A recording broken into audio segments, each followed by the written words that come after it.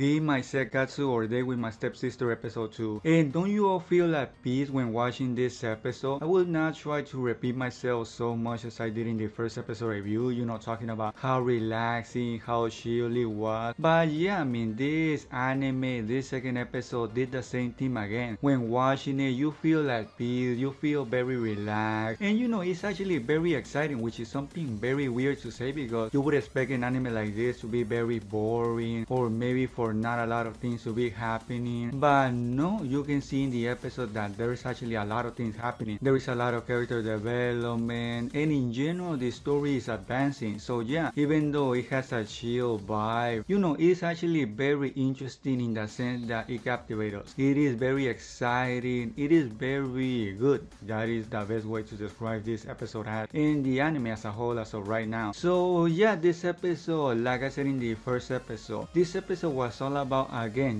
deepening the connection between them two. Of course, that sounds like a normal thing that will happen in an episode, but not necessarily, because maybe this episode would have done a different thing, but it didn't. It wanted to deepen the relationship between them two, and I think it actually did a very fantastic job at that, because it is very good in making them both come together in the sense that they are finding out a lot of things about each other. For example, we learn in this episode that both of them are very deep characters. They are not simple, they are not one-dimensional, flat. No, they're nothing like that. They're actually very deep. They have a lot of things going on in their head, and in general you can see that they are characters that have a lot still to grow, I guess you can say that, because in this episode you see that even though they are very complex, at the same time you can say that they still have so many things to go through in order to become, I guess you can say, full-fledged or polished characters, if that is even a thing. But yeah, this episode was all about them two talking, learning a little bit more about each other, especially from Masamura's part, Yuuta, learning a little bit more about Saki, because in this episode, I guess you can say we learn a lot more from Saki, from her part. What is she thinking? What is she facing? Why does she act the way she does? Why does she dress the way she does? Yeah, little small things like that we learn in this episode are actually very important to her character, because those little things make her what she is right now. So for example, we learn that she dresses that way.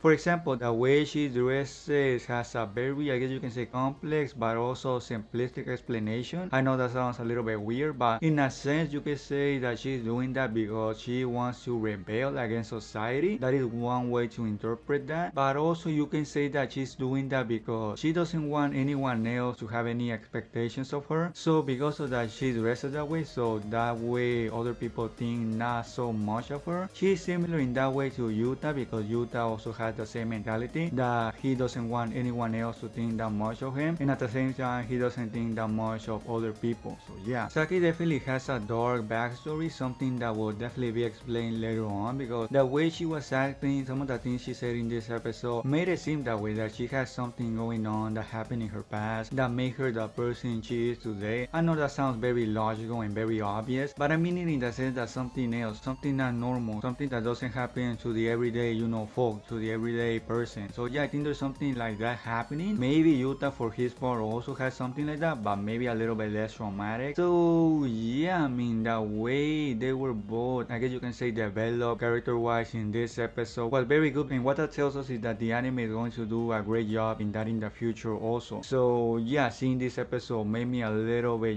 relax in that sense that they're going to handle these characters very well. Something very interesting that happened in this episode was that Saki almost died. That was actually a little bit surprising, at least to me, because I was not expecting that scene at all, especially because the episode itself is very relaxing, it's very chill, and then suddenly you have this very tense, very heavy scene. I think that was perfectly done, because you have the rest of the episode being very chill, and then again suddenly you have an episode, or I should say in a scene like that. So yeah, that was actually pretty shocking, and I actually thought that maybe one of them two was going to be hurt, someone was going to end up in the hospital, but I was wrong in that, because neither of them were hurt. So yeah, that was actually a very good thing to see. But yeah, small, or I should not even say small, but things like that will definitely make them be closer together, because again, that was not a small thing that happened in this episode. It is not like you can just brush it over. And yeah, I mean, Yuta was normally very worried for her, and in general the episode was very good, even great. But yeah, that was pretty much everything that happened in the episode. If you enjoyed the episode review, please give me a thumbs up. Also, if you don't want to miss the next episode review, please subscribe to the channel. And yeah, that will be everything by me. And I guess I'll see you all in the next episode review.